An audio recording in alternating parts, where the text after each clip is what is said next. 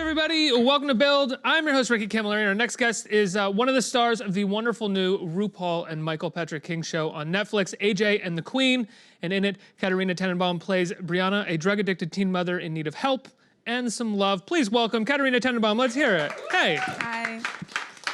Thank you so much for being here. Of course, thank Congratulations on this show. This is wonderful. What a character to get the chance to play. Yes, it's a big bite, you know. She has a lot going on. Yeah, what is that like for you as an actress? I mean, you're fairly new. You've been acting for a few years, right? But have you had a part that requires this much dramatic work? No, this is, above and beyond the most kind of meat that I've had to deal with.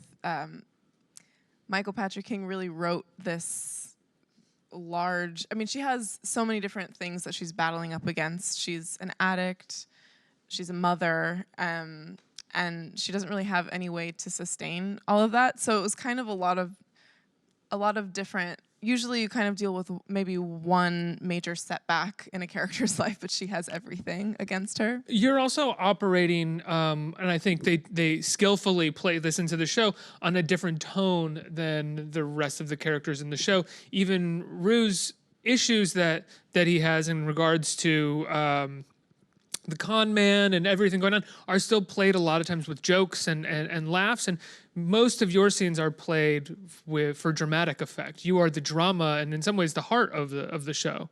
Yeah, thank you. And also that was kind of the intention with this character, is just that she is this really deeply rooted undercurrent of reality to this show, because there's a lot of drag, there's a lot of jokes, there's all of this really kind of fantastical qualities to the show. And so with Brianna, the goal was to keep it grounded and have this level of reality throughout. It is an undercurrent of reminding us that it's a story of a mother and a child, and they're separated. So it's how do we make their reality, which is going through this crazy road trip and all of this beautiful drag, how do we connect that back to what's happening in New York, what's happening? Were you worried at all portraying an addict? Obviously, we've seen addicts portrayed in film and television for decades now. Some do it better than others. Some do it more subtly. Some do not. I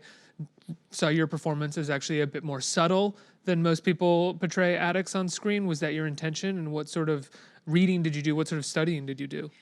Yeah, that's a great question.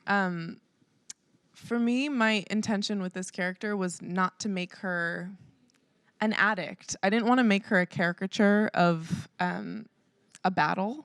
I wanted to find a person, because I think when I've watched other brilliant and not so successful performances of people playing roles that are suffering addiction, I've seen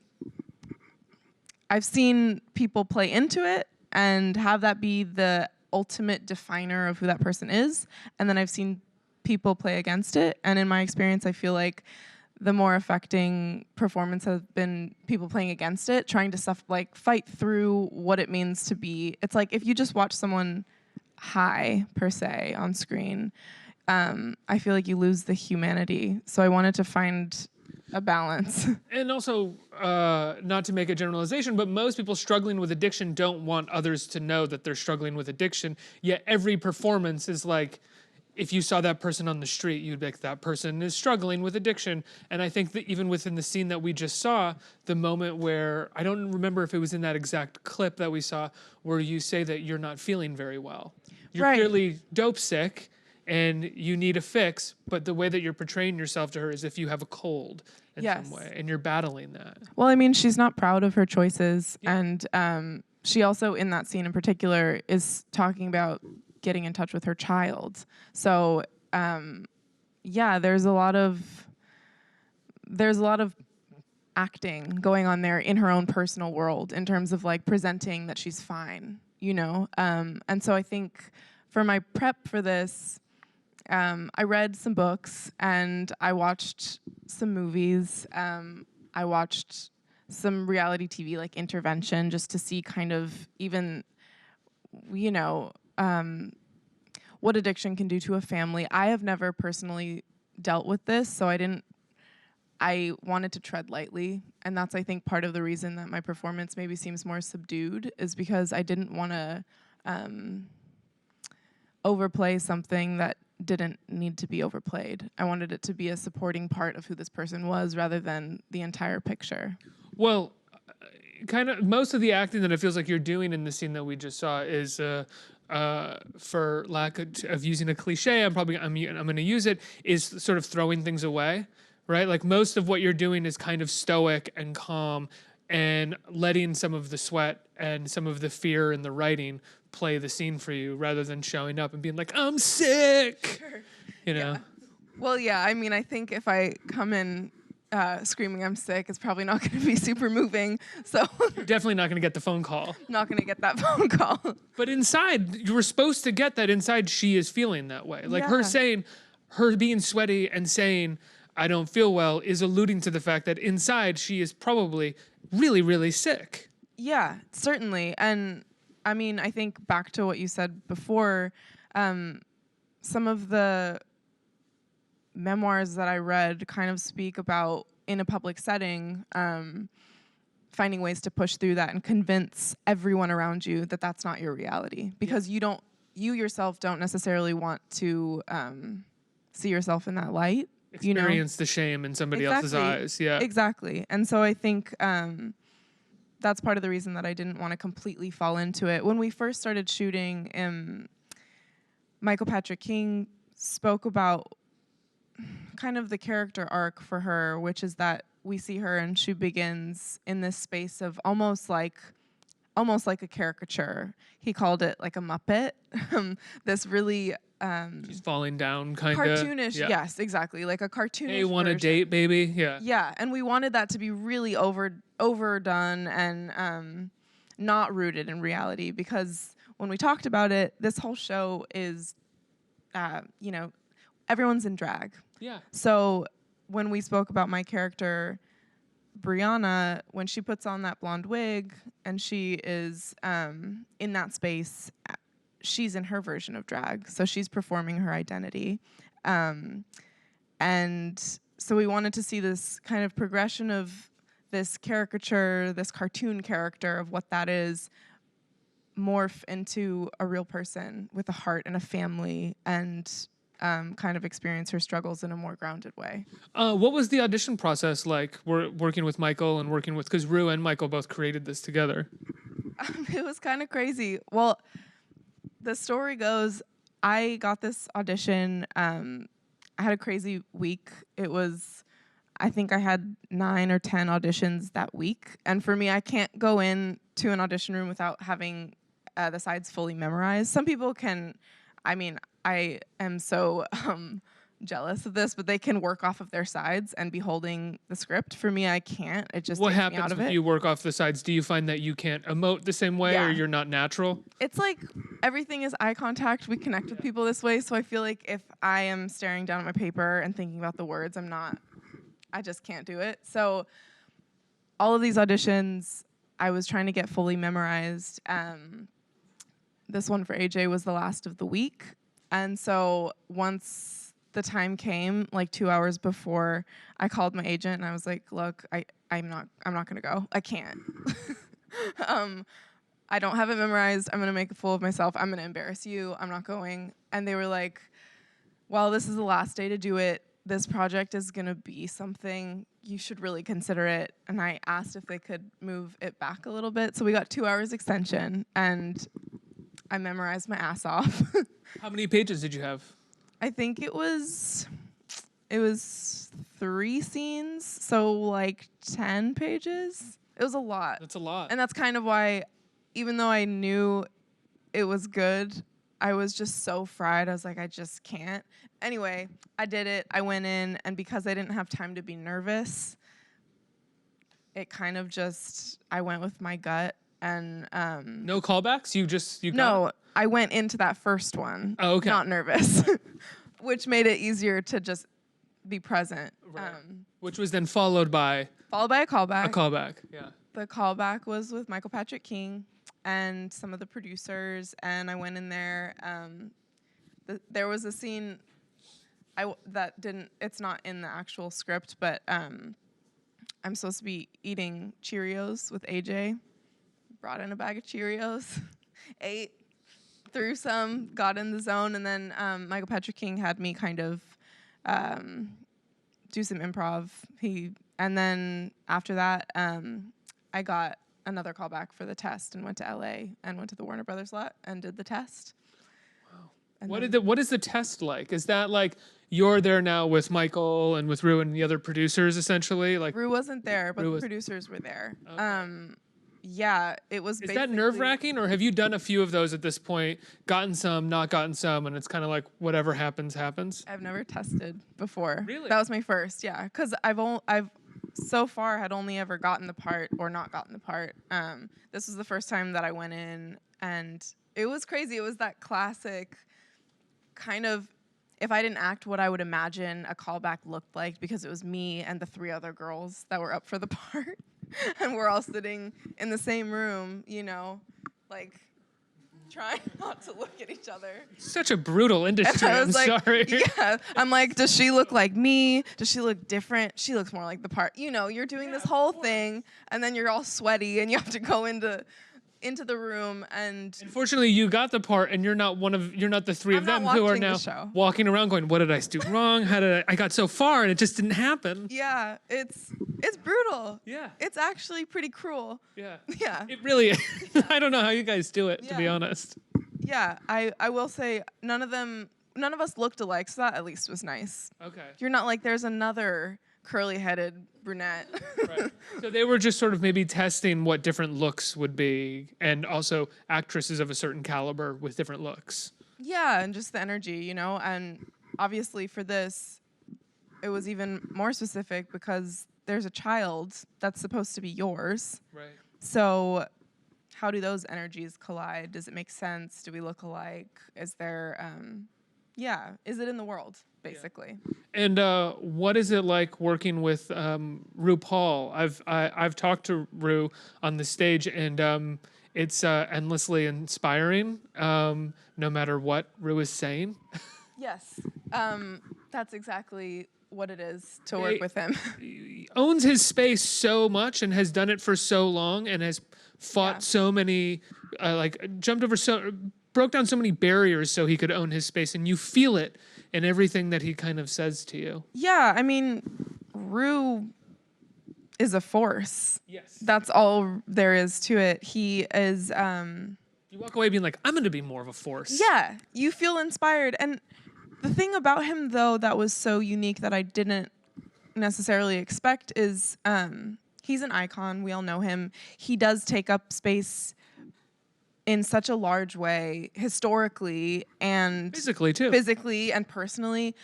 The thing I didn't expect is that he also gives a lot of space. He listens, and he is so, you kind of see that not kind of, you certainly see that in the show. He's so open and willing to sit with you, and he's really just a loving guy. Well, that's that part of him that it took so much for him to own his space. You get the sense that he wants everybody else to know how to do that for themselves, and he's not afraid to hear how you might need to know how to do that, That's to learn how to exactly do right. it. It's Yes. it's a really like kind of beautiful thing when you talk to him, because you're sort of like, oh, I could just learn everything from you. Definitely. And it's especially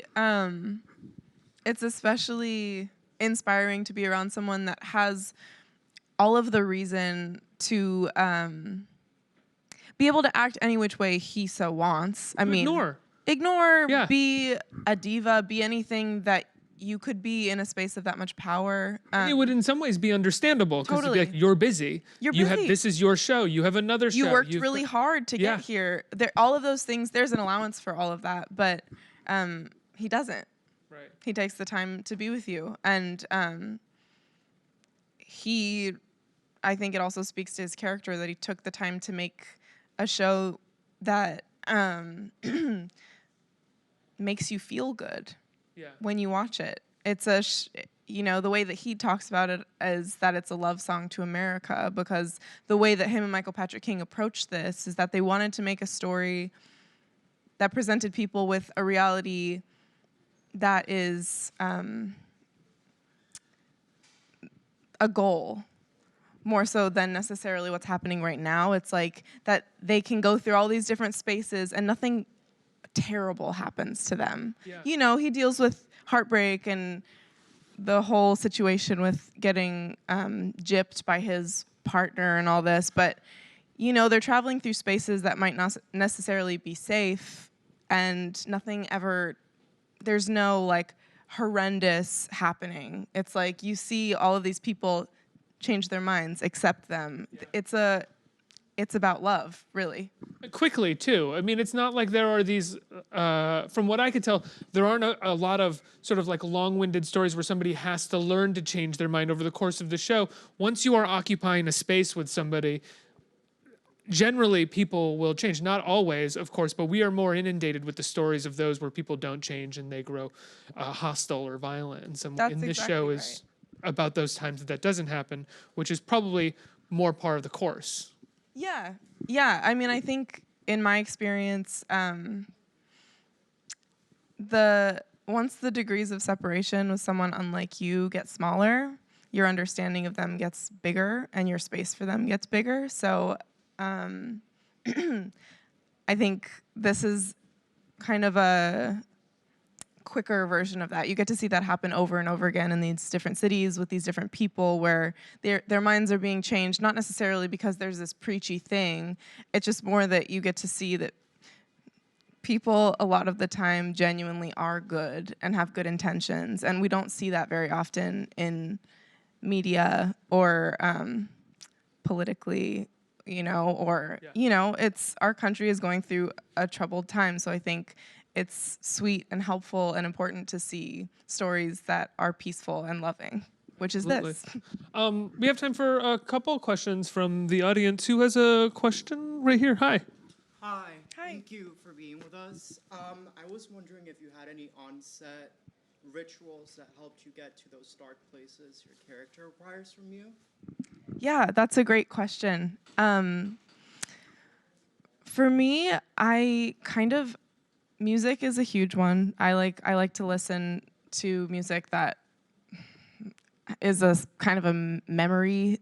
How do I say? Like it gets me into a memory zone where it kind of just brings up those feelings off the bat. But the other thing is, I'm a dancer, and so a lot of my triggers are physical. So I would kind of notice that if I quicken my breath or if I clench my stomach, all of these things that happen when you cry or when you're going through a hard time, it would kind of get my mind going of, oh, we're not feeling well, what's happening? So it's like kind of a cruel trick to my body to get my mind into a space where it was like a full experience of reminding myself that something maybe is not quite right.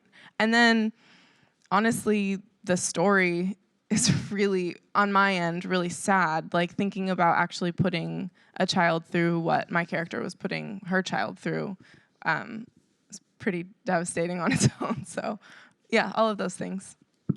One more. Hi. I was wondering if you learned or experienced anything surprising to you when you were playing Brianna, like anything you didn't expect that you learned for yourself. Yeah, I mean, I think for me with her, there was, I won't say it's unexpected, but I think I was surprised by the amount of space my heart had for her story, because it is so far from mine. I'm not a mother. I'm not an addict. It's not something, when you deal with something so far outside of your realm, you kind of feel like, how could I tackle this? Or it feels more like, okay, I'm gonna put all this backstory on it and then approach it. But it so quickly just was in my gut. And I just was like, oh, actually, this isn't about drugs. This is about struggle. I know struggle. Everyone does. This isn't about a daughter. This is about family.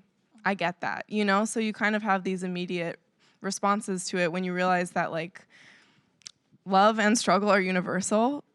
So, yeah, I guess I was surprised by how quickly I connected to it in the end. Cool. Thank you. Thank you so much for being here. Congratulations on the show. It is such a wonderful show. I'm so glad we got the chance to talk about it. It's called AJ and the Queen. It's on Netflix right now. Everybody give Katerina a huge round of applause for being here.